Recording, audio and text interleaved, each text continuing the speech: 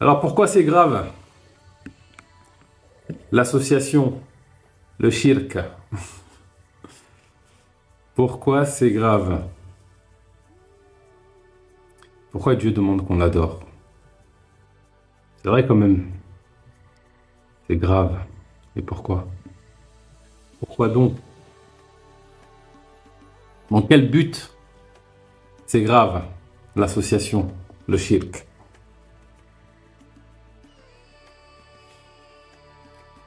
C'est une vraie question à se poser.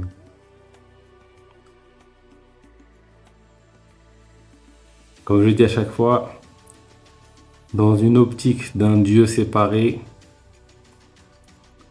c'est incompréhensible. C'est bizarre. Ça fait un Dieu avec une forme d'ego. Chelou quand même. Alors que dans l'optique d'un Dieu euh, qui fait qu'un avec tout, là c'est plus pareil. Ça change un petit peu. Wa alaykoum salam, bienvenue. N'hésitez pas à monter, hein, ceux qui veulent monter, qui veulent échanger, partager sur ça. J'ai envoyé quelques invitations. N'hésitez pas. Vous êtes les bienvenus. Hmm. Allô, allô, allô. Allô, Salut Bakary, ça va? ça va super et toi? Relax, assez relax. J'étais curieux, ouais, c'est quoi le shirk dont tu parles? Le cirque. Le cirque. J'ai bien prononcé. Le Le cirque. shirk ou shirk, comment on prononce? C'est ce qu'on appelle l'association en islam. D'accord, ok. C'est le fait de donner un associé à Dieu. Donc par exemple, pour vous, les chrétiens sont dans le shirk. Alors, déjà, il faudra définir c'est quoi le shirk concrètement et Ouais. que font les chrétiens. J'ai pas envie de mettre tous les chrétiens dans le même sac. Mhm. Ça dépend du chrétien. Ce serait quoi Ok. pour toi le shirk des chrétiens? Bah, je sais pas. Moi, je suis chrétien, tu vois, et des fois, quand je communique avec des musulmans, ils me font comprendre. Ils me disent souvent, ouais, oh, tu crois en trois dieux, par exemple, tu vois. Ils disent que Ouais. on met un homme au stade de Dieu, et c'est pas, même si c'est pas exactement comme ça que je vois ça. Donc, je me dis, est-ce que c'est de ça qu'ils parlent, peut-être, lorsqu'ils disent, c'est le Bah, fait que, enfin, je sais pas, vas-y. déjà, même moi, je pense que certains musulmans font du shirk. Hmm. La base, c'est le shirk, c'est de mettre de créer un associé à Dieu ou d'adorer le mauvais Dieu. Ok, ok, ok. Bon, Donc, une forme ça sous- d'idolâtrie aussi, comme ça, parfois. ouais, c'est ça, une forme d'idolâtrie. Pour aller plus loin, c'est si on va dans les shirks subtils, c'est toutes les choses qui peuvent avoir une emprise sur toi. Je vois, ok. Ça peut être aussi une forme de shirk. Par exemple, les addictions, des trucs du style, ça rentre ça rentre dans cette Ouais, catégorie-là. ça peut être des addictions, mais ça peut prendre plein de formes, hein. Ça peut être l'argent, ça Mhm. peut être une femme ou un homme, ça peut être un patron, une idole, une star, ça peut être une carrière. En fait, donc en gros, si je comprends bien, genre cette place que Dieu est censé avoir, qui va venir entre guillemets dicter en toi les bons comportements à avoir pour être un bon humain, on peut remplacer ça par exemple, comme tu as dit, un patron par exemple, qui va te faire agir d'une certaine manière qui serait pas en accord avec comment Dieu peut-être voudrait que tu agisses, un truc du style. Ouais, alors je vais Ouais. préciser un peu ma pensée quand même. Ok. Euh, En fait, c'est pas mauvais d'agir avec les autres. Par exemple, si je signe un contrat avec un patron et que c'est pas mauvais. Ça devient mauvais quand je le fais alors qu'au fond, j'aspire à autre chose. Mhm. C'est-à-dire que je me nie moi-même au profit d'un job. Je me nie moi-même au profit d'une femme ou de l'argent. C'est-à-dire que je vais contre ma nature, contre mon chemin naturel, au profit d'une idole. Moi, j'appelle ça une idole. D'un autre qu'Allah. Salam, salam. Mhm. Donc là, je t'ai partagé le cirque global. Et après, on est parti dans des shirks plus subtils. Ok. Ouais. Et du coup, comment selon toi est-ce qu'un individu reconnaît que du coup, qu'il a le bon Dieu? Ah, je pense que c'est en échangeant déjà les uns les autres, c'est en regardant en soi Mhm. qu'on peut l'identifier, tu vois. Et du coup, Le vrai, l'unique. qu'est-ce qui toi t'emmène vers le sentiment? Enfin, j'imagine que si tu es musulman, tu as quand même un sentiment de confirmation que tu es sur la bonne voie, tu vois. Quels sont les éléments qui ont été sur ton passage qui t'ont donné cette validation-là, on va dire? Quels sont les éléments qui m'ont donné cette validation? Euh, je dirais que c'est quelque chose que déjà, je ressens en moi. Ça, c'est une Mhm. première chose. Alors, on va dire que c'est subjectif, ça n'a pas de valeur. Pour moi, c'est ce qu'il y a de plus solide, d'avoir cette certitude en soi. Mhm. Après, c'est identifier qui est Dieu, qu'est-ce que Dieu, tu vois. Selon moi, Dieu, c'est le tout infini sans limite. Il n'y a que lui. Il n'y a pas d'autre que lui, en réalité. Et donc, pour moi, c'est une forme d'évidence. Je ne vois pas la chose autrement. C'est une évidence absolue, c'est ce que je constate, c'est ce que j'observe au quotidien. Mhm. C'est-à-dire les attributs divins quand j'observe le monde, la Ok. réalité. Du coup, par curiosité, hein, pourquoi l'islam? Pourquoi pas juste, oh, je suis un humain, un homo sapiens spirituel et j'ai réalisé qu'il y a une sorte de force qui traverse cet univers comme ça. Je suis pas spécialement attaché à l'islam en tant que tel. Hmm. D'ailleurs, je suis un musulman un peu spécial, hein. J'ai vu tes Et voilà. vidéos, donc j'ai vu tes Ceux qui ont vidéos. ceux qui ont l'habitude de suivre mes vidéos, hein. Je suis pas un musulman, on va dire. Ouais. Alors, pour moi, je fais partie. Pour moi, alors, c'est ma croyance. Chacun il pense être sur la vérité, donc on va nuancer quand même. Mais pour moi, le prophète est venu avec un message similaire à celui que je partage, tu vois. Mhm. Et je pense que c'est pas le seul, tu vois. Je pense que à chaque fois qu'il y a eu des hommes qui ont eu cette connaissance plus profonde de Dieu, du réel, ils sont venus avec le même message. Certains sont allés plus loin que d'autres. Certains ont touché plus de cœur que d'autres, mais ils sont venus avec ce même message. Et c'est un message d'unicité, Mhm. d'un Dieu unique, d'un Dieu qui est un, qui est tout, qui est l'infini, qui est tout ça. Et donc, qu'est-ce qui fait islam? Alors, islam, en vrai, ça veut dire quelque chose. C'est pas un nom comme ça, c'est une définition. Tu Mhm. vois, c'est comme si tu me disais, ben, je sais pas, alors, qu'est-ce que je pourrais donner comme exemple? Euh, un courageux. Tu vois. Mhm. Mhm. Un courageux, c'est un courageux, peu importe le nom, tu vois. Courageux, ça veut dire que ça représente quelque chose, tu vois. Mhm. Et donc, islam, plutôt plus qu'un nom ou un titre, genre un étendard que je porte, ça veut dire quelque chose. Et donc, ça veut dire croire en un seul Dieu unique et s'y soumettre en trouvant la paix. D'ailleurs, pour moi, c'est le seul moyen de trouver la paix, c'est en se soumettant à Dieu et en se Ouais. libérant de toutes les idoles. Idoles dont je t'ai parlé un petit peu tout à l'heure. Les fausses divinités, toutes les choses qui peuvent avoir une emprise sur toi et te couper de ton juste chemin.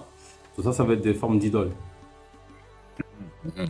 Et donc, par exemple, pour toi, enfin, toute autre personne, même si qui ne porte pas le titre de musulman, tu vois, qui va décrire le fait d'avoir ces phénomènes ou cette expérience de, je sais pas, d'unité profonde avec une sorte de tout, quelque part, ils sont musulmans d'une certaine manière, tu dirais?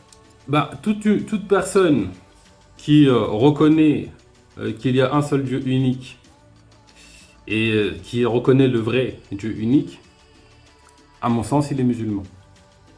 Comme si je dis qu'il y a un seul Dieu unique, mais que ce Dieu unique, c'est ça, Ouais. je suis presque musulman, mais pas tout à fait. Vite fait, vite fait. Ok. Tu vois le délire un peu. Je comprends, ouais, je Euh, comprends, ouais, ok. ouais. Après, être sur le vrai Dieu, comment. Tu vois, euh, c'est subtil, c'est pas évident. Donc, déjà, reconnaître un seul Dieu unique et s'y soumettre, c'est déjà une bonne chose. Mais si c'est une idole, tu fais du shirk, en fait.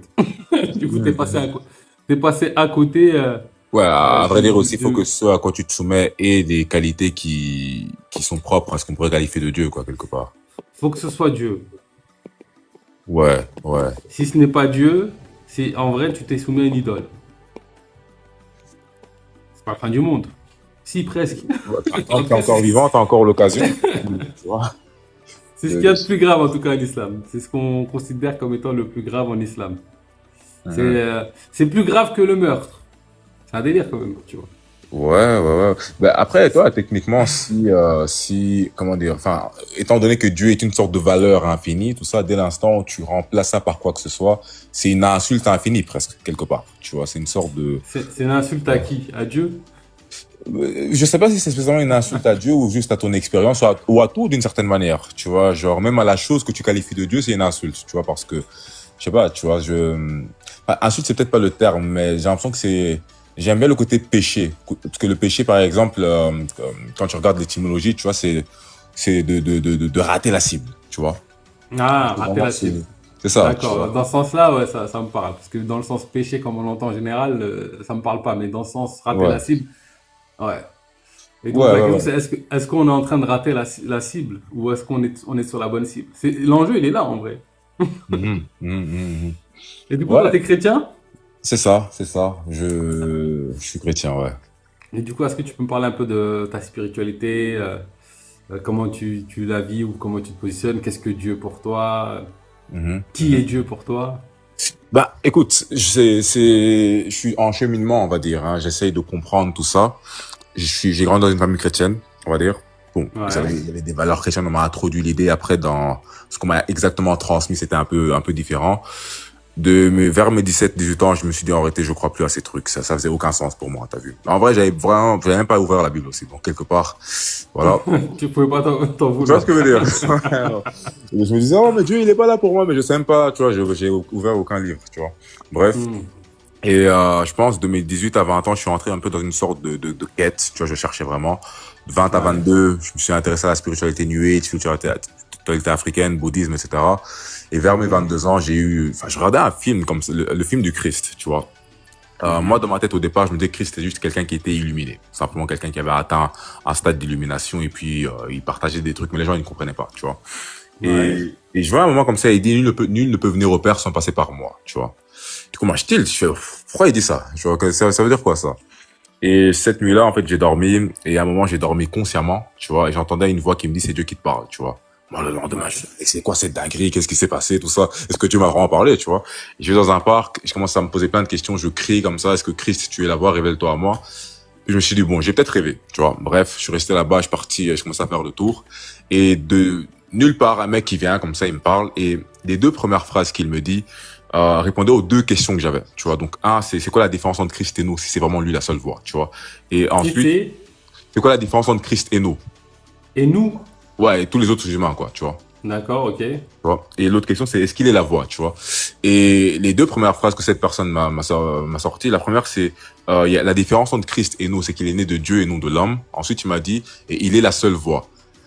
Moi, c'était un peu beaucoup pour une sorte de coïncidence, quand même, tu vois, genre de vivre ce genre d'expérience-là.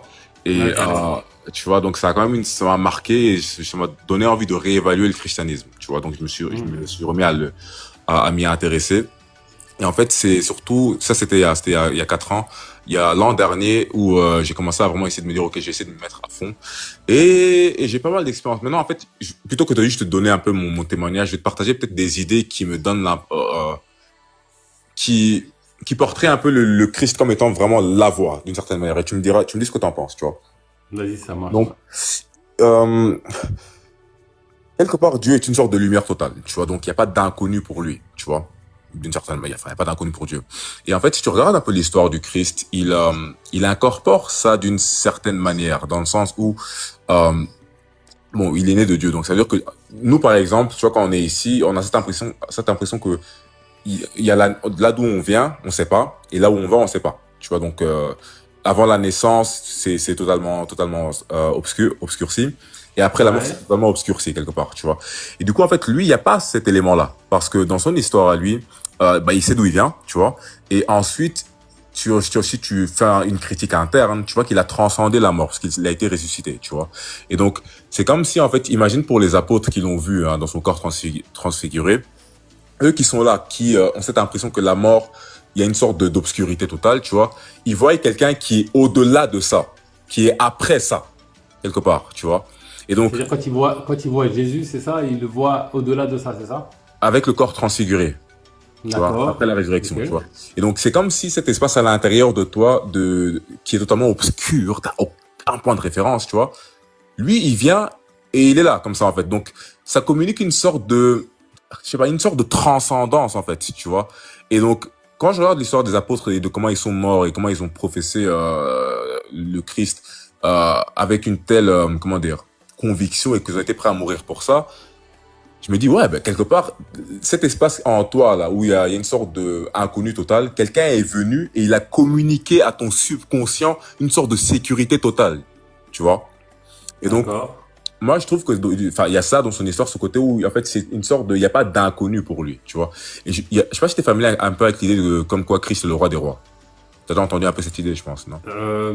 Un petit peu, alors je pense que j'ai déjà entendu, mais si tu peux préciser, c'est mieux, tu vois. Ouais. Bah, en gros, enfin, on dit que c'est le roi des rois moi, enfin, on dit simplement que c'est le roi des rois, mais ma compréhension, mon interprétation, c'est que, alors, il y a des qualités chez certaines personnes qui font d'eux des rois, on va dire, d'une certaine manière. Tu vois, un roi, ça peut être quelqu'un qui est au service des autres. Tu vois, un roi, c'est aussi quelqu'un qui est au-dessus d'une sorte de hiérarchie. Tu vois, un roi, c'est aussi quelqu'un, quelque part, on pourrait dire, qui a la zone de confort la plus large. Tu vois, c'est des Ouais. patterns ici. Hein. C'est pas d'office que ce soit toujours le cas comme ça, mais c'est des patterns. Et en fait, si tu regardes un peu, par exemple, il, on grimpe des sortes de hiérarchie, même en termes de conscience, tu vois. Genre, j'imagine que, enfin, t'es pas la même personne que t'étais il y a 10 ans, tu vois. Donc, il y a une sorte t'es hiérarchiquement au-dessus de cette autre version de toi, tu vois. Ouais. Et au plus tu vas grandir dans cette conscience, tu peux manifester certaines qualités qui vont, entre guillemets, faire de toi un genre de roi. Tu peux sentir comme un roi en toi, comme ça, tu vois. Et est-ce Ça que peut toi, tu être, peux devenir un roi? ah oui, clairement, je pense que oui. Je pense que oui. D'accord. Et est-ce que tu peux devenir le roi des rois? Ça, non. C'est déjà pris, je pense. Donc, La place est prise. exactement, et je pense qu'il y en a qu'un ça, tu vois.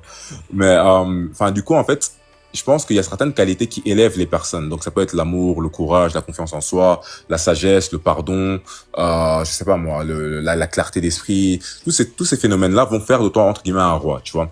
Et donc, en fait, si tu prends toutes ces qualités-là, tu vois, en fait, et que tu maximises ça à son max, tu obtiens un genre de méta-roi, en fait, tu vois.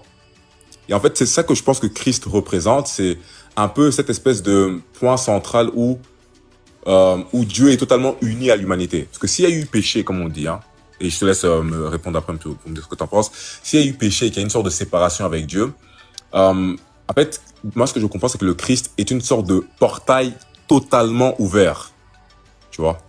Tu penses qu'on est séparé de Dieu? Je pense qu'on vit le sentiment d'être séparé de Dieu, oui. Donc c'est un sentiment, on va dire, c'est une illusion qu'on se fait. Illusion, c'est...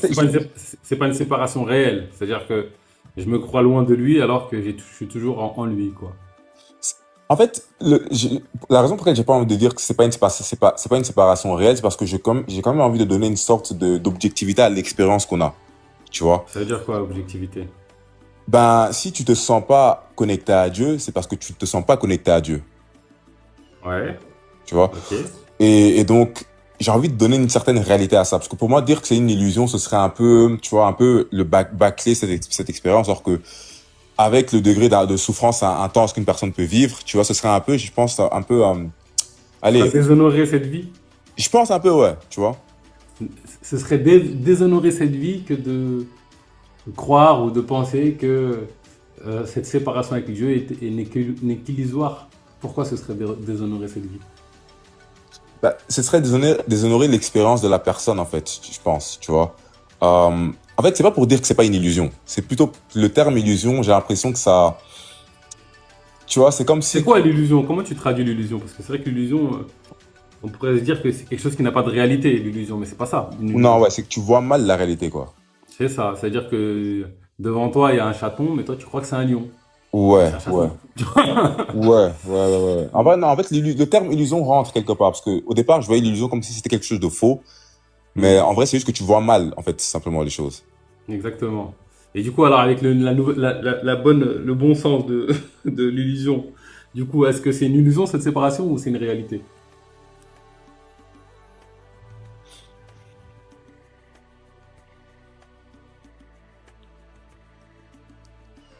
Mais vu que le sentiment de séparation est là, est-ce que c'est pas une réalité aussi, du coup? C'est quoi, en fait? Enfin, le- Parce que, On a beaucoup de sentiments. Est-ce qu'ils sont tous liés à une expérience réelle ou est-ce qu'ils sont plus liés justement à nos illusions? Ça dépend. Est-ce qu'un sentiment est forcément le fait d'une réalité? non, pas spécialement, ouais, pas spécialement. Donc, mais la question c'est quoi la réalité? Est-ce que la Ouais. réalité c'est que nous sommes séparés de Dieu ou est-ce que la réalité c'est que nous ne formons qu'un avec Dieu? Et ça a toujours été le cas. C'est juste que nous, on a l'illusion de nous croire séparés. Ouais, ouais. En fait, je pense que de la perspective de Dieu, tu vois, on y est tous, tu vois, genre, enfin, tout est objectivement, tu vois, en lui, d'une certaine manière. Mais, mais voilà, mais en fait, j'ai l'impression que, étant donné qu'on vit quand même notre expérience à la première personne et que on a cette impression de, comment dire, j'ai envie de dire d'être nous, tu vois, ben, Mhm. je sais pas, est-ce que c'est vraiment... Ouais, c'est une illusion en fait, c'est une illusion, mais j'ai pas envie de dire que c'est faux en fait, c'est une illusion en fait, ouais. Mais c'est quand même réel, tu vois, cette séparation. C'est une illusion très réaliste. Voilà. On verra ça, tu vois. À, à l'image de la puissance de qui nous sommes. Grave. Parce que, ouais, je sais pas, ça, il y a une texture quand même, tu vois, qui est présente, tu vois, à l'expérience que tu as. Et je pense qu'il y a une texture différente lorsque tu expérimentes Dieu, tu vois. Et donc, cette Ce différence, serait quoi la différence? Euh, moi, je sais pas. Moi, je pense que bah peut-être une sorte de connexion, tu vois, genre. Enfin, moi, je sais pas. Moi, je suis pas illuminé, tu vois. Donc, mais quand j'entends les gens en parler, ils parlent d'une sorte de sentiment d'être connecté à toute chose. Tu te sens en vie, tu aimes les gens pour rien, tu vois. Enfin, sans aucune raison apparemment. Et voilà quoi, tu vois. Ok, je vois un petit peu.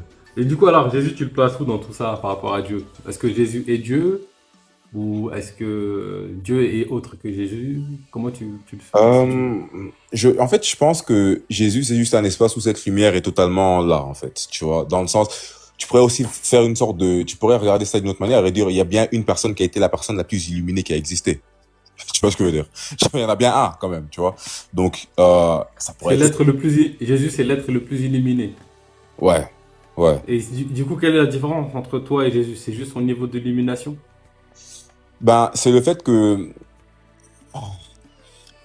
bah, moi, j'aurais du mal à dire, pareil, enfin, comment est-ce que je mettrais ça?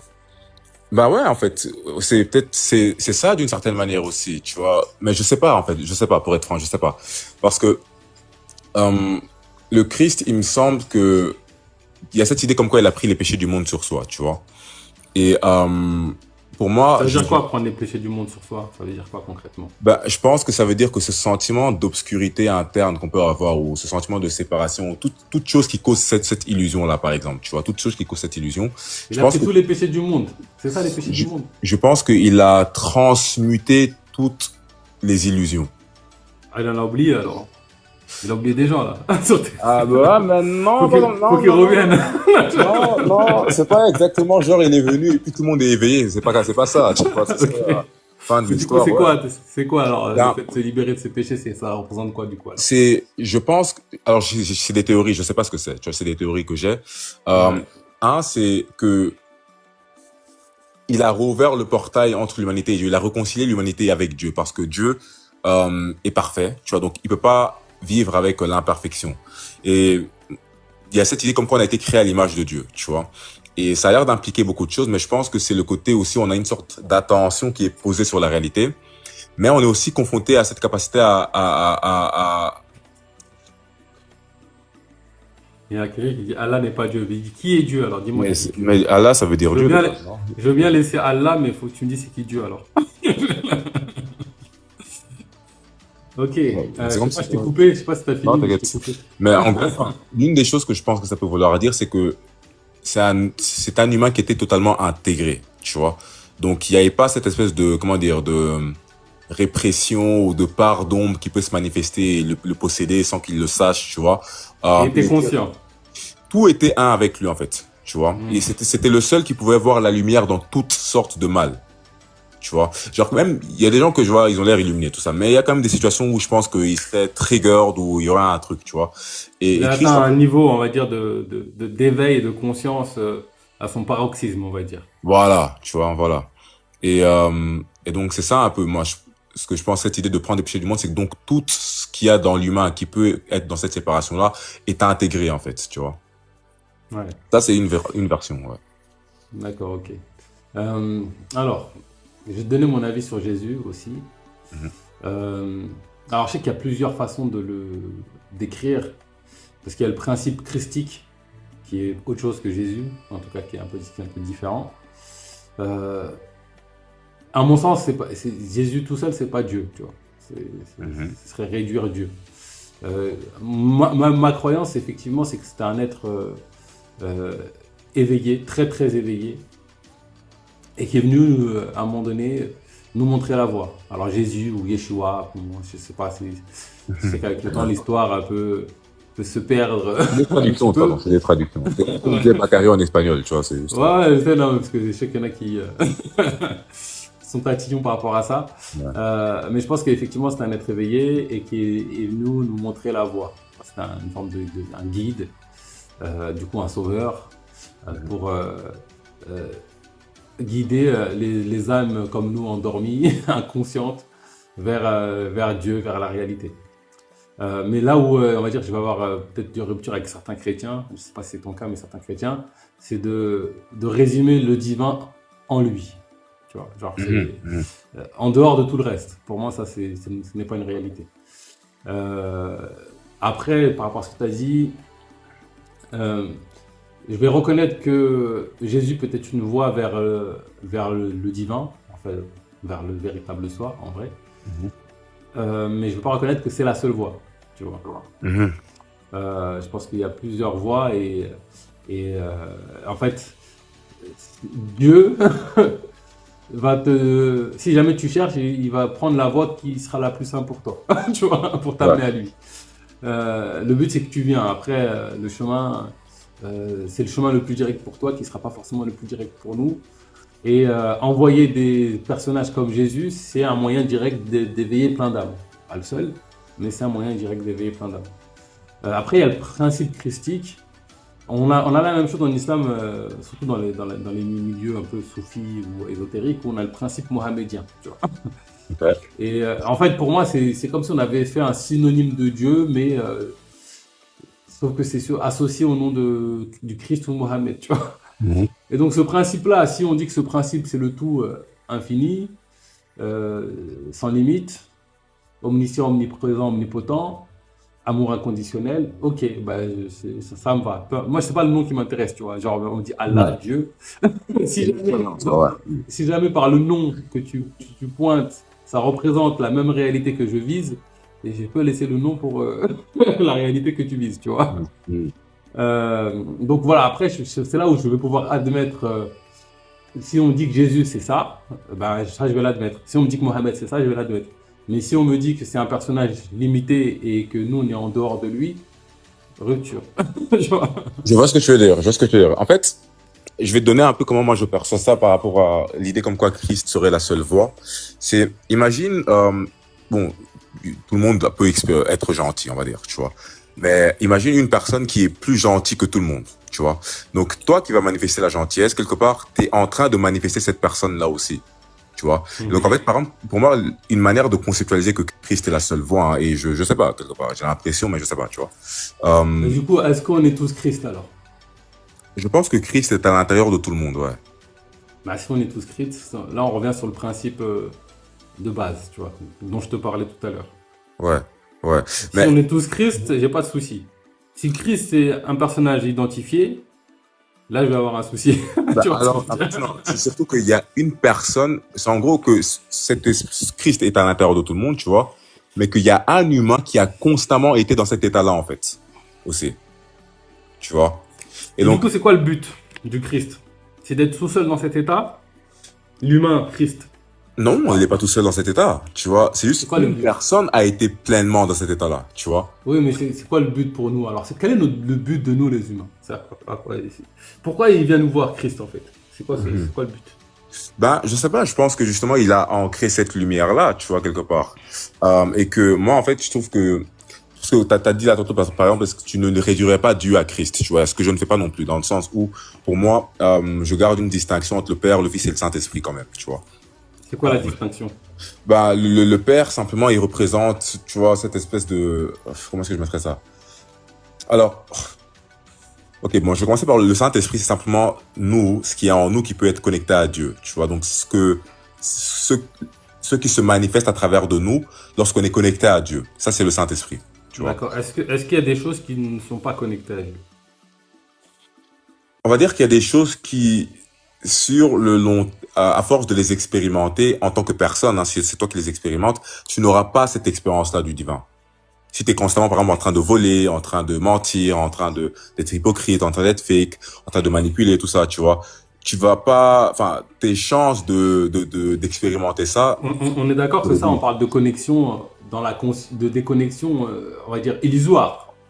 Ah oui, oui, Presque oui. réelle, mais illusoire. On parle pas de la connexion réelle.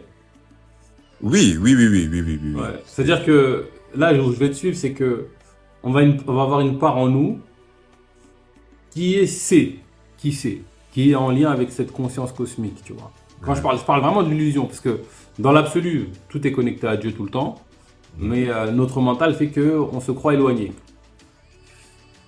Et là où je vais trop loin, c'est qu'il y a un truc en nous, alors on peut appeler ça l'esprit, roh en islam, Mhm. qui sait, tu vois. C'est la conscience divine en nous, derrière les voiles de l'ego, tu vois. Ouais.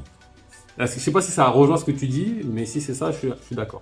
Le truc, c'est, étant donné que moi, j'ai juste de l'intellectuel par rapport à ça, tu vois, je suis pas dans l'expérience, donc je peux pas venir te dévalider ce que tu dis ou, enfin, ça a l'air juste quand je t'entends, en tout cas, tu vois, genre ça, quand je le comprends, ça a l'air de diriger vers une sorte de même état, tu vois. Hmm. Donc, donc voilà, je vais pas, enfin, parce que ce serait arrogant de ma part, tu vois, qui n'est pas dans un état de connexion et de venir te dire non, ce que tu dis c'est faux, tu vois. Je suis dans cette illusion-là justement. Et donc, mais moi j'ai juste de l'intellectuel par rapport à ça pour l'instant. Mais en fait, c'est que j'arrive à intellectualiser l'idée du Christ, tu vois. L'intellect, Genre, c'est un bon moyen d'accéder, c'est pas le seul, mais c'est un bon moyen d'accéder on va dire à Dieu, à la vérité. ok, mais par exemple, si je peux te poser une question, qu'est-ce qui a dû se passer pour toi pour avoir cette réalisation-là, tu vois?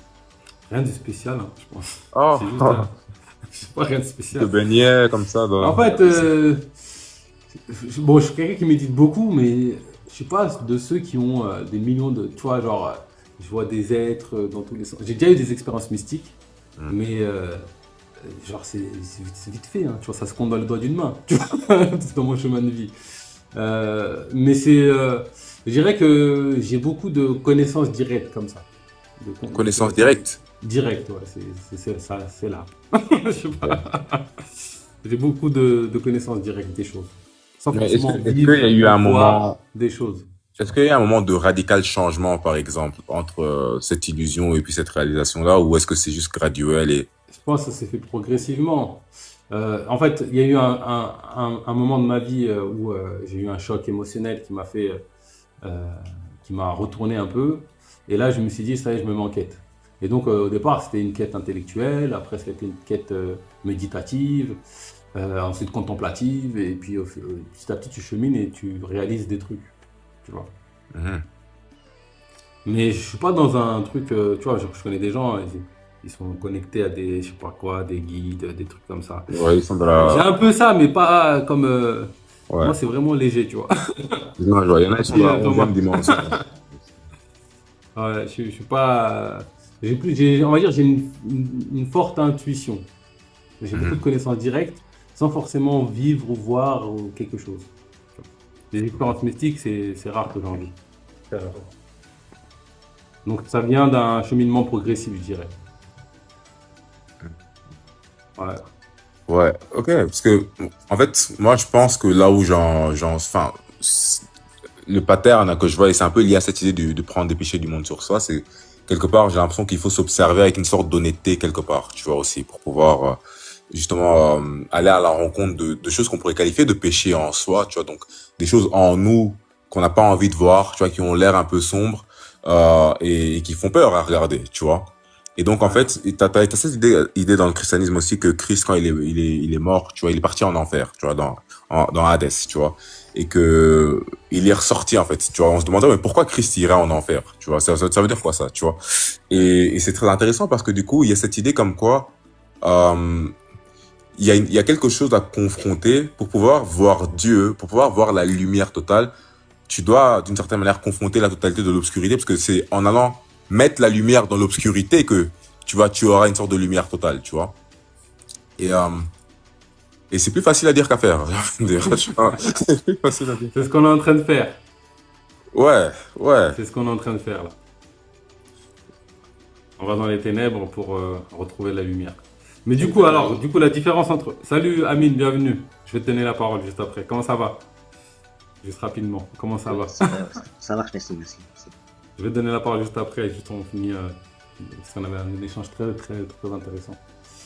Du coup, alors, tu m'exprimais les différences entre le Père...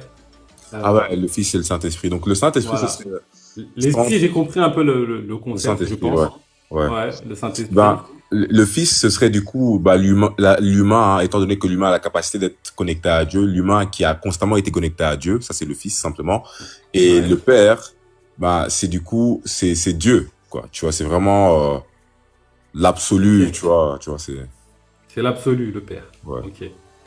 Ok. Et du coup, s'il y a un autre être qui atteint le degré de Jésus, qu'est-ce qui se passe? Ça va être bonne chance à lui déjà pour commencer, mais le truc c'est que si tu fais une critique interne, tu vois, salut CMS, si tu fais une critique interne, tu vois, Christ n'a jamais péché, donc ça voudrait dire que il a jamais été hors alignement, tu vois. Tu avais mentionné ça là, tantôt en parlant de du shirk, tu vois, de ce truc où tu vas remplacer Dieu par quelque chose d'autre, tu vois. Bah l'idée c'est que Christ n'a jamais fait ça en fait, tu vois, il a jamais eu de déconnexion du Père, il a toujours fait la volonté du Père, tu vois. Et donc en fait, si quelqu'un d'autre était Christ, ce serait juste Christ à nouveau, en fait, simplement, tu vois. Alors, moi je me dis, bon, quelle est la finalité de nous les humains? Genre si on fait une projection dans le temps après la mort, on va au bout de notre cheminement, c'est quoi la finalité? Moi, je ne sais pas, mais en tout cas, une chose est sûre, c'est que ce serait une révélation, tu vois. Je pense que de ce qui se cache derrière cette espèce de sentiment d'inconnu, tu vois. Je peux pas te dire ce qui est là-bas parce que je suis ici, tu vois. Donc, mais mon impression, c'est que, dû à ma croyance, c'est qu'on va, en fonction de notre état ici, hein, et de ce qu'on a cultivé comme vertu ou ce qu'on a cultivé simplement ici, lorsqu'on va se retrouver devant Dieu et la lumière de Dieu va exposer ce qui est à l'intérieur de nous, tu vois. Et du coup, en fonction de ce qui est à l'intérieur de nous, on va vivre soit une expérience d'enfer, soit une expérience de bienvenue à une sorte d'état de perfection, quoi, tu vois. Et cet état de perfection, on va appeler le paradis, entre guillemets. Comment tu te différencies de l'état du Jésus?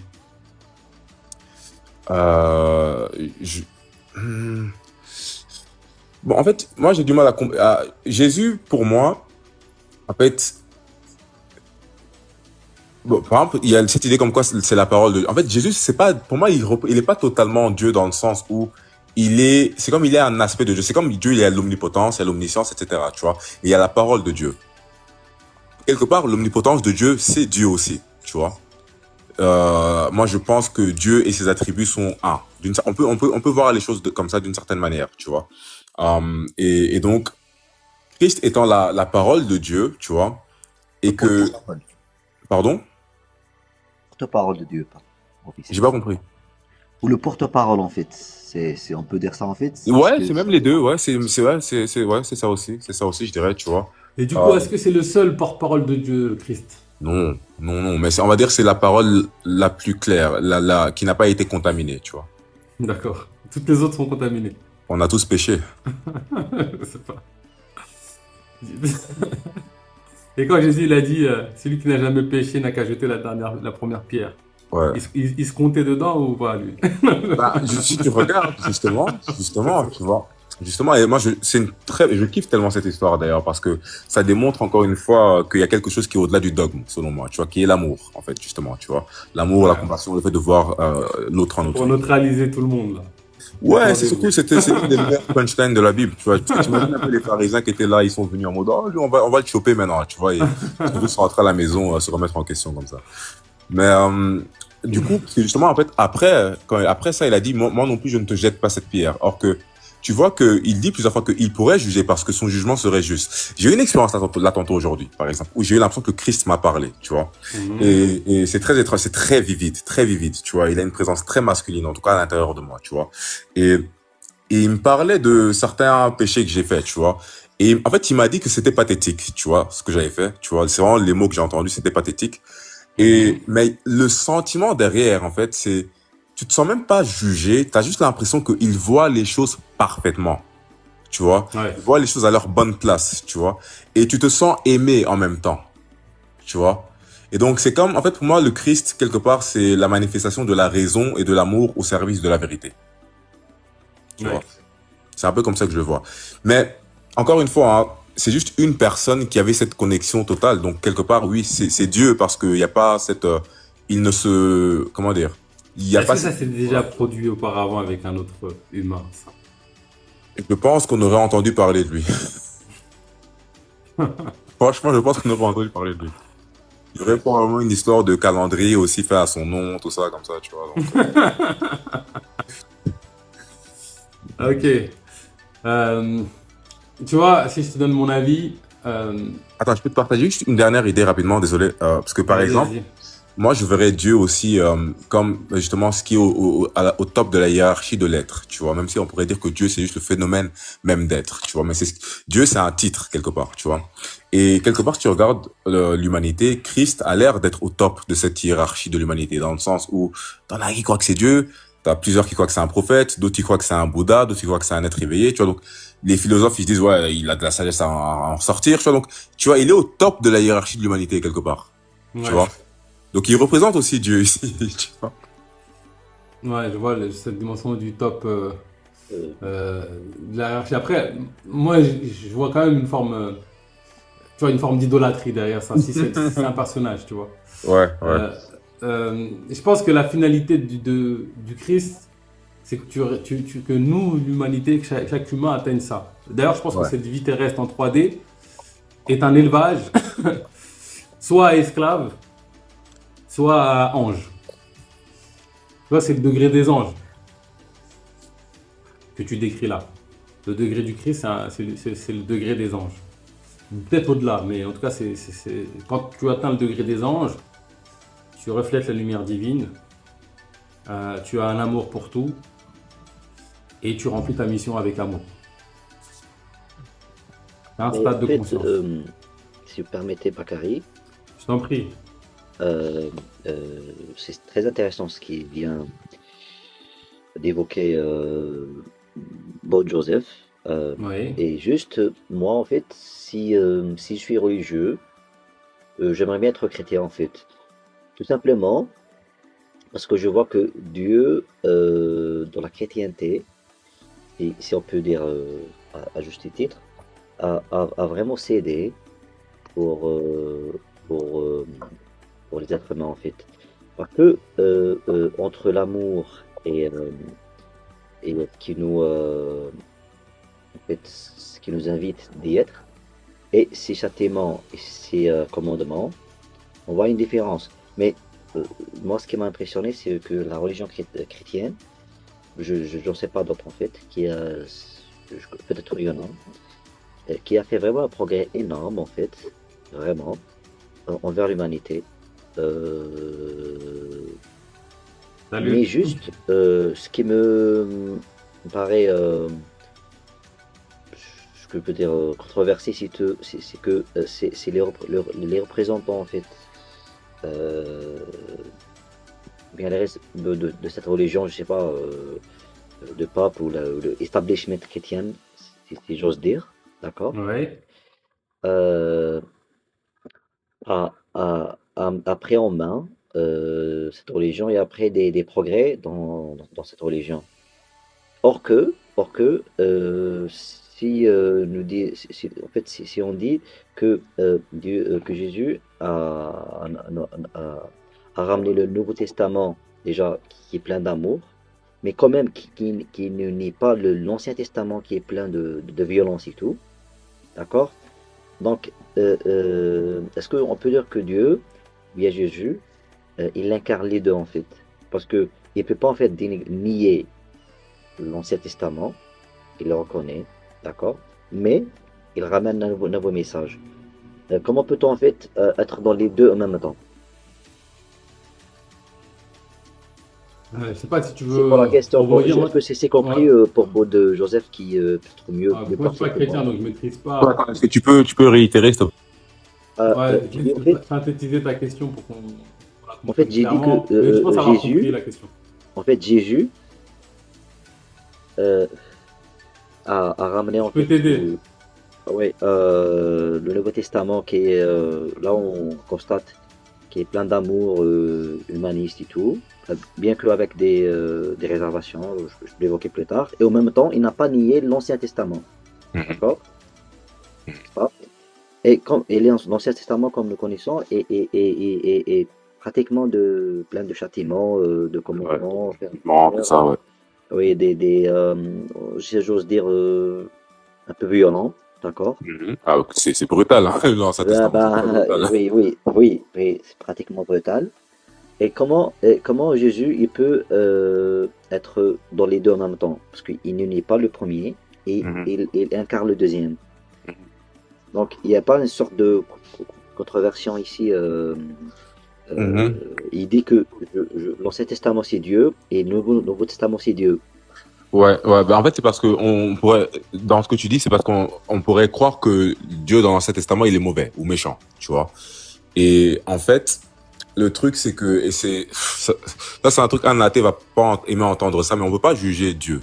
Tu vois. Faut le dire, faut le dire, faut le dire. Non, non, Faut enfin, dire en ta fait, pensée, après on ouais, discutera. je vais la dire, je vais la dire, tu vois. Mais en fait, je peux pas juger Dieu, tu vois, dans le sens où, par Dieu, c'est le bon. Donc, ce qu'il fait est d'office bon.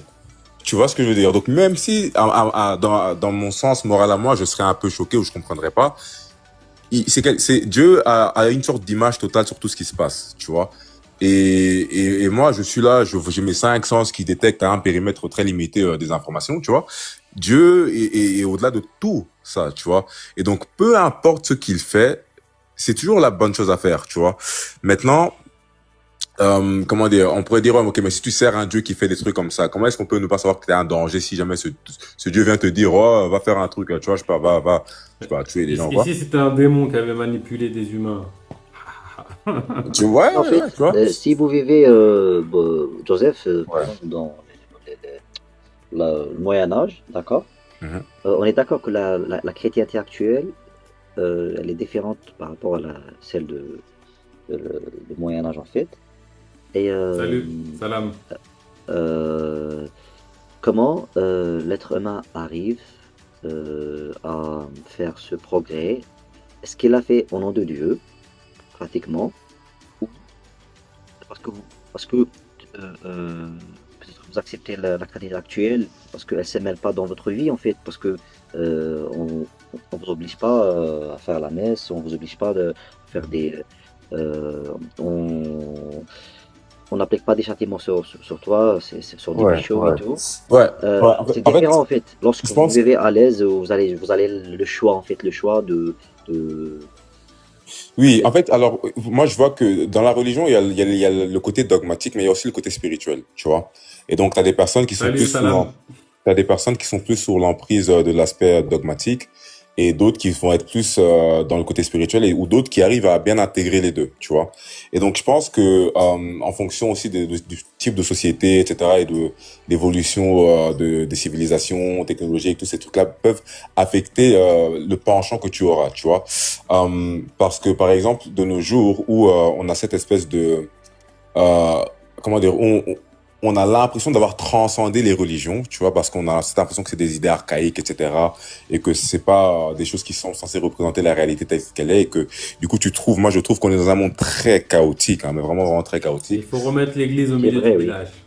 Je pense que ouais, tu vois, je pense que c'est sous forme métaphorique, mais je pense que ouais, tu vois. Cette Euh, parole est d'une sagesse profonde. Parce que dans la ouais. religion, par exemple On a islamique, on l'impression dit, d'aller dans le d'accord, progrès. Mhm, Je vous on mhm. n'arrive garantis pas que en fait à se le séparer, progrès n'est que pardon. futile. Tant que Dieu n'est pas au centre de nos vies. Ouais. Donc on Absolument, ouais. n'arrive pas à se séparer ce qui est dogmatique de commandement et spirituel en fait. Bien que les deux, d'autres religions monothéistes ont leur spiritualité spirituelle et tout, et euh, on peut pas juger, on peut pas. Mais en même temps, ils n'arrivent pas en fait à se séparer comme la chrétienté, ce qu'elle a fait, à séparer en fait entre tout ce qui est châtiment et tout, et tout ce qui est spirituel. Et c'est ça ce qui me vraiment, je ne vais pas m'attirer, mais m'impressionne en fait, vraiment m'impressionne. C'est, avoir ce courage-là pour séparer les deux, carrément. On peut être chrétien spirituellement sans avoir euh, faire au commandement. Ouais. Et en fait, moi, par exemple, une des attirances que j'ai par rapport au christianisme, c'est le narratif. Parce que, par exemple, tu as parlé de l'Ancien Testament. Et moi, je vois pas ça comme Dieu était fâché à un moment et puis il a dit, oh, allez détruire ces trucs-là. Pour moi, ça, c'est du narratif, tu vois. Dieu, nous, on va retranscrire le message de manière narrative, tu vois. Mais quand on dit, par exemple, qu'il y a eu la colère de Dieu, tout simplement, pour moi, Dieu n'est pas dans le temps simplement. Donc c'est pas genre il y a un moment il est là et puis il s'est énervé et puis enfin après il a changé de mood, tu vois. Pour moi c'est plus genre à travers des expériences, des personnes peuvent canaliser une expérience qui est ce qu'on va qualifier narrativement par la suite de jugement de Dieu, tu vois. Et en fait pour garder cette espèce d'élément narratif du coup dans le christianisme, cette idée comme quoi Dieu enfin que Christ est mort pour les péchés, tu vois, il y a un élément d'amour parce que si tu regardes bien, imaginons que, tu sais pas, il y a une certaine personne que tu côtoies et t'es pas sûr que cette personne t'aime, tu vois. Maintenant, cette personne, elle meurt pour toi.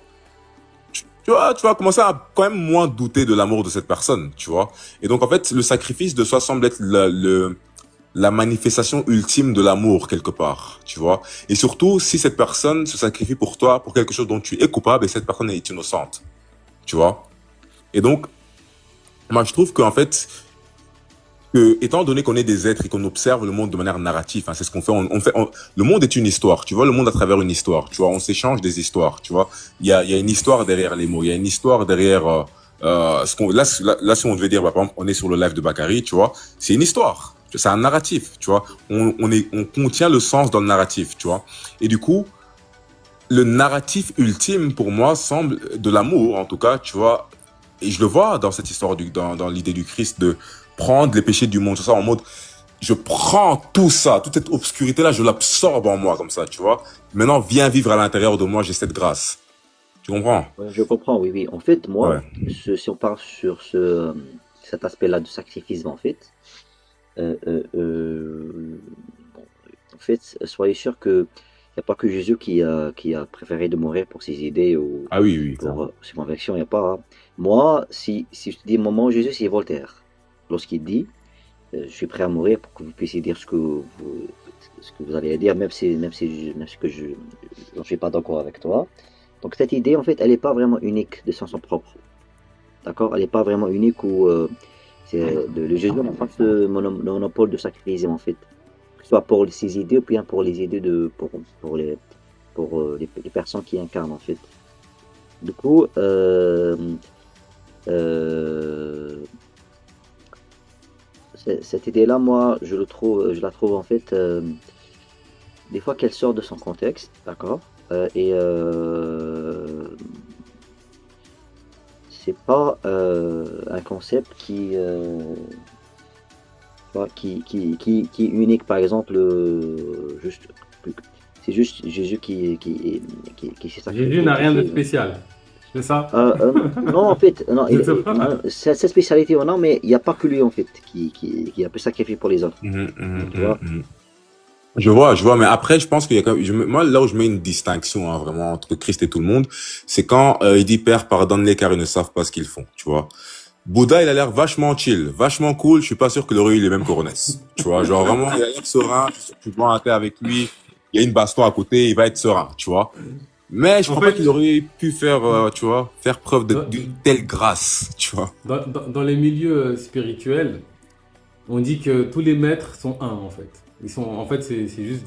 Au final, ils arrivent.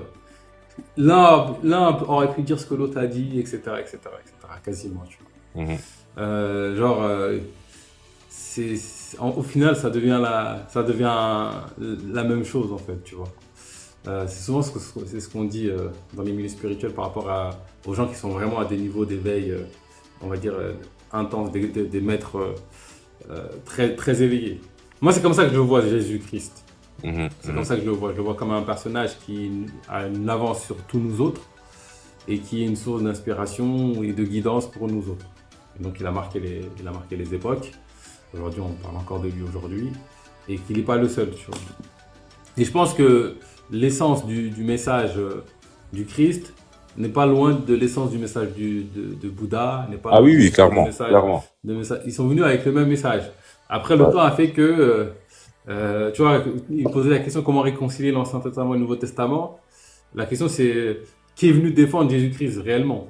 Parce que nous, on se réfère aux écrits parce que voilà, ils sont là, ça nous fait plaisir, on a confiance, ça nous rassure, c'est objectif.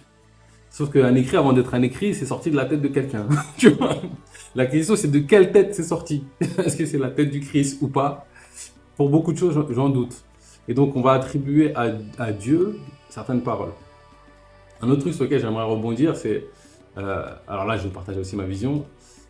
On peut avoir cette tendance à croire que Dieu, c'est uniquement l'être, la connaissance absolue, etc., etc. Et tout ce qui n'est pas dans cet état-là n'est pas Dieu. Ce serait limiter Dieu que de penser ça. Là, on a que la moitié de Dieu si on dit ça. Si tu veux. Mhm. Ouais, en fait, moi, je sais pas, parce que je me dis, j'ai envie d'utiliser le langage tel que le langage est, tu vois. Si je mets le verbe et Dieu, tu vois, qu'est-ce que ça veut dire, tu vois? Parce que je préférais dire ça c'est Dieu, mais d'une perspective, plutôt que de juste dire ça c'est Dieu, tu Mais vois. qu'est-ce qui n'est pas Dieu d'une perspective? C'est ça la question. Ben, en fait, ok. Parce que quand je mets le mot Dieu dans la phrase, tu vois, Ouais. bon, déjà, je suis même pas convaincu de savoir ce que ça veut dire quelque part, tu vois. Mais ça a tendance à être quelque chose qui s'effondre lui-même, tu vois. Il y a un vide dans ce mot, mais parce que je sais pas comment expliquer ça, tu vois, parce que étant donné qu'il y a rien qui peut le contenir, tu vois, même le mot Dieu, j'aime pas, je t'avoue, tu vois, j'aime pas ce mot, tu vois. Mais Changeons de mots. Restons sur l'idée. franchement, je sais On pas va ce que je accueillir fais. CMS, si tu veux intervenir, n'hésite pas, hein, Ouais, CMS. ouais. Bienvenue. Salut les gars, ça va? Ouais, Salut, je ça vous va. écoute comme j'ai un peu de bruit autour de moi, je vous écoute un peu. Vas-y, ça marche. Vas-y, on t'écoute. Mais en fait, le truc, c'est, par exemple, imaginons si je dis, par exemple, une chaise, c'est Dieu, tu vois. J'ai du mal avec cette phrase, tu vois, un peu. Pourquoi? Parce que, comme tu as dit, il y a une sorte de relation que tu vas avoir avec Dieu, quelque part, tu vois. Mhm. Et cette chaise, je sais pas, moi, tu vois, je dirais pas que tu peux la maltraiter, genre, mais dans le sens, je peux l'utiliser pour m'asseoir, je pète dessus, tu vois, tu vois ce que je veux dire. Il y a un peu de, Et quand Jésus voyait une chaise, à ton avis, il voyait quoi?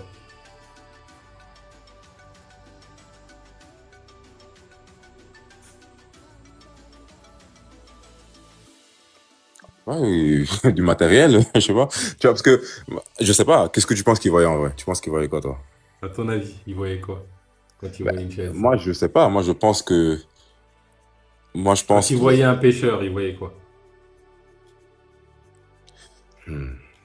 En fait, moi, j'ai l'impression que Jésus voit tout en même temps, dans le sens où il voit où tu es, il voit ce qu'il y a en toi, il voit Dieu en toi, on va dire, tu vois. Mais en même temps, enfin, il voit l'empreinte de Dieu en toi. En fait, je sais pas, parce que pour moi, j'ai l'impression que Christ est une sorte d'intégration totale. Donc, je peux pas l'expliquer vu que je suis pas dans cet état-là, Et tu il vois. voit Dieu en tout point. D'une certaine manière, ouais. C'est ce que je Là où pense. on va dire c'est une chaise, elle est petite, vide, tu vois. Allez, je suis meilleur que la chaise. Ça, c'est la parole de Satan. Lui, il voit Dieu en toutes choses. Je sais pas, t'en penses quoi, toi, CMS, de ça? Par rapport à... Bon, je sais pas, j'ai envie de prendre un peu ce que tu dis, mais d'y jeter quand même un peu de phénoménologie. C'est-à-dire que il y a un truc qu'on sait sur de l'homme, ok? Et c'est la tendance à déifier quelque chose En fait, quelque chose qui sort de l'entendement, l'homme a tendance à le déifier. Ça, c'est un truc sûr qu'on sait. Maintenant, je ne dis pas que c'est ce qui s'est passé forcément, mais on sait que ce truc est là. Maintenant, la question à se poser, c'est à quel point ce phénomène qui est présent et omniprésent est certain, à quel point ce phénomène-là a affecté Jésus. C'est ça la question. Est-ce que ce phénomène n'a pas du tout affecté Jésus et que Jésus est déité? Si ce n'est pas le cas, est-ce que ce phénomène a affecté la légende Jésus? Et à quel point? Parce qu'on sait que c'est le cas. C'est quelque chose qu'on peut confirmer en tout temps de l'humanité. Ah oui, oui, oui. Ouais. Alors, attends, juste pour préciser. Quand on dit ça a affecté Jésus, c'est ceux qui portent un regard sur lui dont tu parles, on est d'accord? Ouais, genre sa légende, quoi, ça a affecté son histoire. C'est-à-dire que lui, il était là, non, tranquille. Pas la personne Jésus. C'est ça. Oui, voilà, pas la personne Jésus, la légende Jésus. Tu vois, ce qui se dit de lui. existe avec Mohamed, ce phénomène. On est d'accord qu'il existe avec Mohamed. En fait, ce phénomène existe avec tout le monde. Ouais, avec beaucoup de... À chaque fois que quelqu'un va faire... Même les dieux de l'Égypte, beaucoup, si tu retraces, tu vas voir que certains sont rattachés à des vaillants guerriers ou à ce genre de choses. Parce que... Je vois tes messages, on va prendre le temps d'y répondre. Mais essaie de monter si tu peux, Paco. Vas-y, je te laisse finir CMS. Et après, je répondrai à Paco, il m'a envoyé des messages. Il attend mes réponses. Ouais, j'allais dire qu'en fait, à mon avis, il y a deux choses qui sont responsables de ce phénomène-là. La première chose, c'est tout simplement le zèle de vouloir glorifier, en fait, de donner du crédit à ce qui est grand. Tu vois, une sorte de sincérité, une sorte d'honnêteté intellectuelle qu'on a, mais qui est un peu poussée aux extrémités. Donc, première chose. Mais la deuxième chose que je pense qui est à l'origine de cette déification qu'on a des choses, sincèrement, je pense que c'est pour nous glorifier nous-mêmes. Je donne un exemple. Imagine que moi, parmi mes potes, tout le monde me connaît comme un gars qui est très fort en dribble. Je suis un dribbleur de malade. Et il y a un mec qui vient, il y a un de mes potes qui vient, et lui, il me dribble de ouf. Alors, moi, je dis aux autres, les gars, attention, lui, c'est un joueur NBA. Hein. Alors, pourquoi je veux augmenter le statut de l'autre? Pour que tout le monde sache que ce n'est pas n'importe qui m'a moi fait ça. Donc il faut que cette personne ait un niveau très élevé pour que moi je n'ai pas l'air de... Tu vois ce que je veux dire ou pas? Voilà. Et je pense que quelque part, quand on veut se dire, ce gars il a fait ci, il a fait ça, si tu dis oui mais l'autre aussi il a fait ça, mais il va te dire attention. Là en fait, quelque part, on a ce truc-là. On a envie, je veux pas me dire Jésus est mieux que moi, tout simplement, ou Jésus a fait des trucs qui sont durs et que je pourrais faire, mais je suis trop paresseux de le faire. Non, non, non. Je préfère penser qu'il est soit un ange, un dieu, un truc qui surpasse l'entendement, un truc que je ne pourrais jamais atteindre. Et là, je n'ai plus de faute sur moi. Là, je ne suis plus un paresseux. Là, je ne suis plus un non spirituel. Là, je suis juste un homme. Et Jésus est un dieu. Alors que si Jésus est un homme comme moi, alors ça pointe quelque chose du doigt vers moi. Ça pointe que je suis quand même un peu paresseux et que je ne fais pas parce qu'un homme comme moi a atteint ce niveau. Tu vois un peu ce que je veux dire? J'ai l'impression que ce phénomène aussi... Je comprends très bien ce que tu dis, hein, CMS. Et sauf que il faut aussi prendre du coup le contexte de comment vivent les chrétiens qui appliquent actuellement la foi pour voir s'ils sont là en train d'être des fainéants, tu vois. Parce que il y a cette idée comme quoi tu dois porter ta croix, tu vois. Et moi, comment ça se traduit dans mon expérience, c'est vraiment t'es là, tu vois, t'es témoin de ton expérience, t'as tout ce qui habite en toi, hein, que tu peux considérer comme ce qui te sépare de Dieu. Et ben porte cette charge là, tu vois. Donc en fait l'idée c'est simplement que l'esprit qui t'anime pour pouvoir proprement porter ça est l'esprit du Christ en fait simplement, tu vois. Et du coup, comment est-ce que je mettrais ça? En fait, pour moi, cette déification là, en tout cas de Christ, c'est même pas un truc que je fais volontairement. Vois ça d'une autre manière. En fait, il existe en l'humain, parce que toi t'as parlé de déification, moi j'ai juste parlé d'admiration, par exemple, tu vois. La capacité à admirer quelqu'un. Ça se manifeste lorsque tu vas avoir en une personne des qualités que tu désires avoir, par exemple, tu vois. Et ben, en fait, imagine simplement qu'il y a une personne qui est capable de provoquer une sorte d'admiration totale si tu arrives à le voir, en fait. Tu vois. Et ben, c'est juste ce phénomène-là, quelque part. Enfin, moi, c'est comme ça que je le comprends, tu vois. Et du coup, c'est juste de l'humilité, en fait, que ça t'apporte. Parce que tu te rends compte que t'es pas le personnage principal, comment dire? Moi, en fait, c'est juste une sorte d'humilité totale que ça apporte, vraiment. Il y a vraiment un élément de put yourself away, everything that's in you. Enfin, je parle anglais. Tout ce qui est en toi qui ne lui ressemble pas, échange. Tu vois, fais l'échange. C'est plus comme ça que je vois ça, tu vois. Ouais, c'est une forme d'idéal à atteindre un peu. Voilà, ouais, c'est vraiment ça. C'est clairement ça. Alors moi, j'ai une hypothèse aussi là-dessus. Parce qu'effectivement, il y a ce truc-là où on déifie des êtres, je pense souvent après leur mort. Et même sur l'idée de Dieu, il y a une forme de... Je retrouve ce truc-là. C'est-à-dire que je pense que l'humain a en lui cette conscience d'un idéal absolu, d'une perfection absolue. Et ne pouvant pas la saisir dans son observation du réel, la mettre quelque part le rassure. Je ne sais pas si vous voyez ce que je veux dire. C'est-à-dire que on a cette aspiration à un idéal, à une perfection, en tout point, en tout lieu, en tout espace. On a cette conviction profonde que cet idéal existe. Ne le trouvant pas dans mon expérience de la réalité, je le mets à l'extérieur sur une projection sur un dieu, Père Noël, entre guillemets, je rajoute un peu, ou sur un être qui est décédé. Je sais pas ce que tu en penses, CMS, mais c'est comme ça que je vois les choses. Ouais, je vois. J'ai peur de ta question, mon ami, elle me fait flipper. Sois un peu patient, mon ami. On est en train de discuter là. Je sais pas si tu as répondu.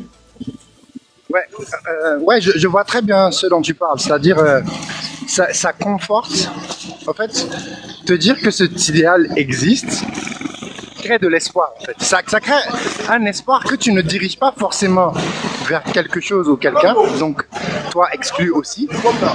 Mais ça permet à cette idée de perdurer, d'exister. Genre, tu vois, le simple fait que cette idée puisse avoir une vie quelque part et exister suffit. Et encore mieux si on peut avoir justement quelqu'un porter cette idée et représenter cette idée. Ça rend ça encore plus concret. Je vois très bien ce que tu veux dire. Mais en fait, si tu veux, moi j'ai une vision un peu... Ouais, alors, tous ces phénomènes-là, c'est-à-dire la tendance à déifier, la tendance à même, comme ce que tu viens de dire, créer un idéal, j'ai l'impression que on a à l'intérieur de nous une sorte de... j'ai pas envie de dire boussole, mais un truc qui nous dit qu'il y a quelque chose. Et à chaque fois que cette chose est orientée vers quelque chose, ça va se manifester en une sorte de croyance, une sorte de déification. Parce que c'est comme si l'être avait ce besoin-là qui était là, en fait, tu vois. Et ce truc, il est là. Et peut-être qu'en vrai, alors, on est censé utiliser toutes ces manifestations-là, mais avec un outil. Un autre outil. Mon outil, enfin, c'est la logique, mais en tout cas un outil qui permettrait de critiquer le résultat. Tu vois, le résultat de... On le sait que ton outil, c'est la logique. Non, je taquine un peu, CMS. On le sait que ton outil, c'est la logique. On le sait. Donc, je t'appelle Monsieur Logique. Vas-y. Tu vois, donc moi, je pense que si cet outil, en tout cas, selon l'outil que tu utilises, tu vas arriver à un résultat, et ce résultat-là devient une croyance, en fait, tu vois. Mais j'ai l'impression qu'il y a quand même cette tendance-là qui existe chez l'homme. Cette tendance, elle est là. Tout être humain a une tendance au supernaturel. On a cette tendance à aller vers... Je sais pas si c'est un biais, je sais pas si... Je pense que c'est une connaissance intuitive. Mais on a ce truc-là. Ce truc existe, il est bien là. Je pense que c'est une connaissance intuitive. Tu bugs un peu, hein, CMS. Tu bugs un peu. Bon, on va répondre à Paco. Alors, quel est le châtiment pour un ex-musulman?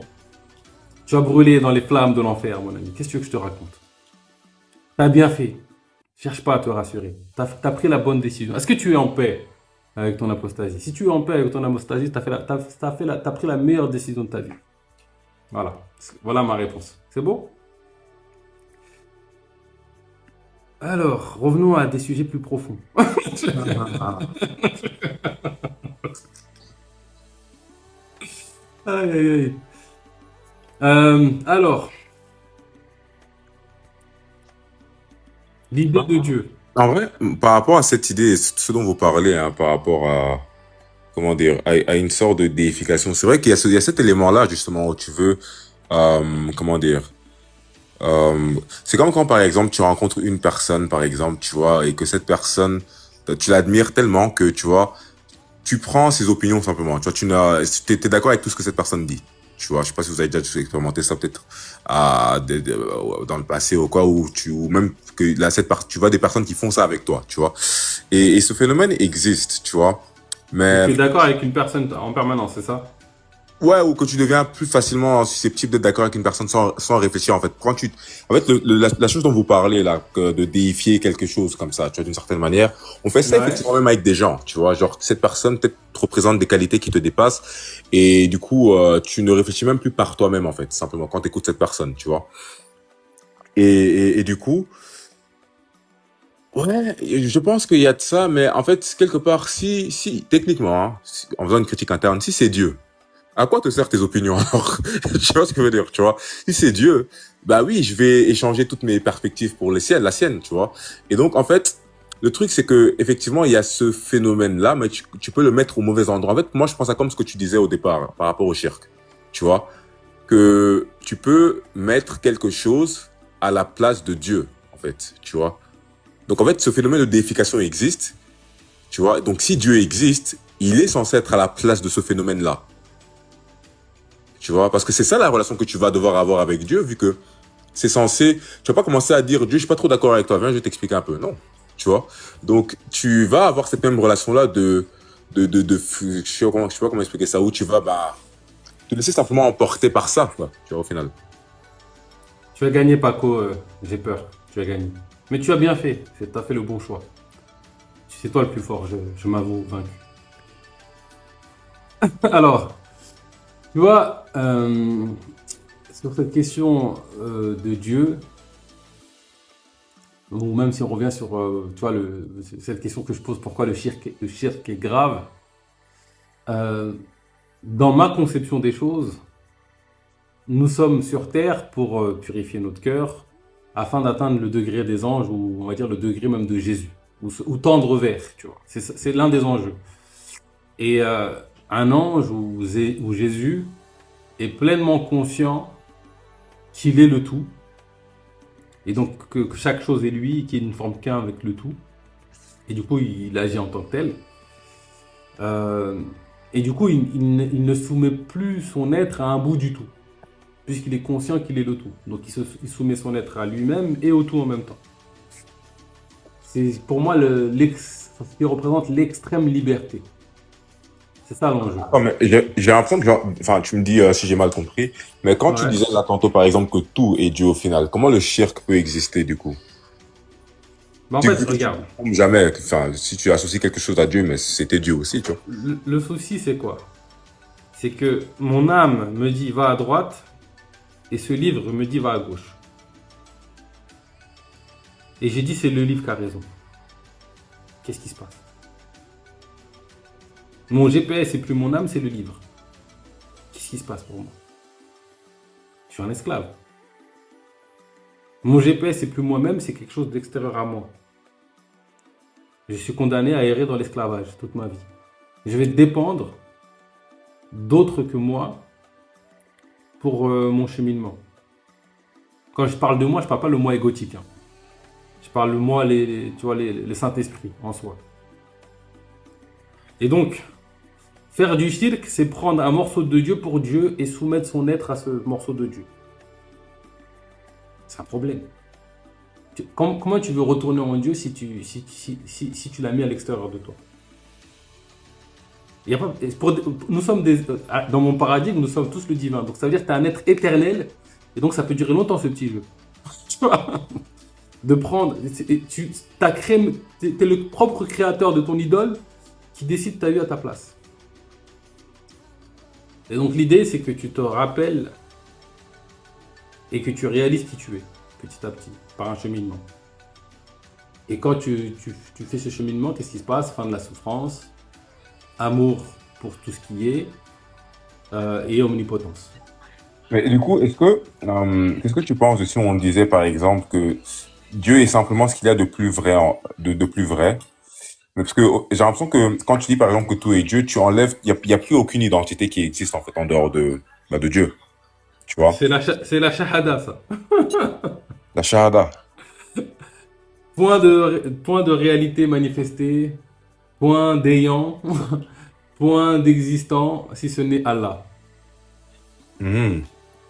13 ans, le prophète il a mis pour enseigner cette phrase aux gens. 13 ans. C'est une phrase simple et tellement profonde.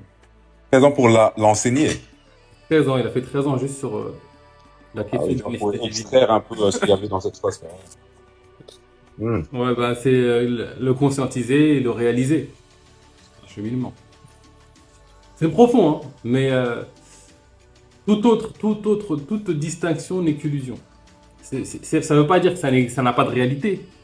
C'est que la nature de chaque chose, c'est que c'est le divin. Mhm. Mhm.